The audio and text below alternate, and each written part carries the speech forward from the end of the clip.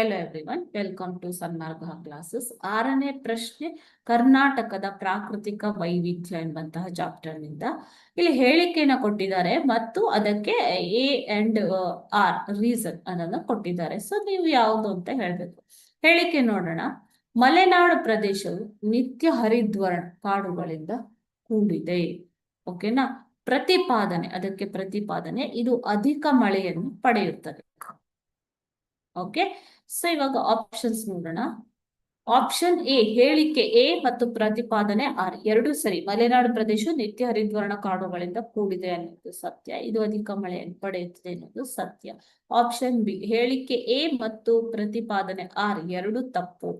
Option C, ಹೇಳಿಕೆ A ಮಾತ್ರ ಸರಿ.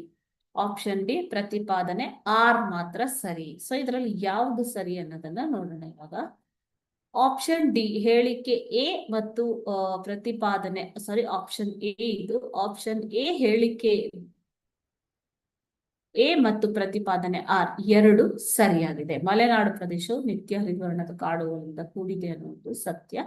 ಅದೇ ರೀತಿ ಇದು ಅತ್ಯಧಿಕ ಮಳೆಯನ್ನು ಪಡೆಯುತ್ತದೆ ಅನ್ನೋದು ಕೂಡ ಸತ್ಯವಾಗಿದೆ ಅಲ್ವಾ. Thank you.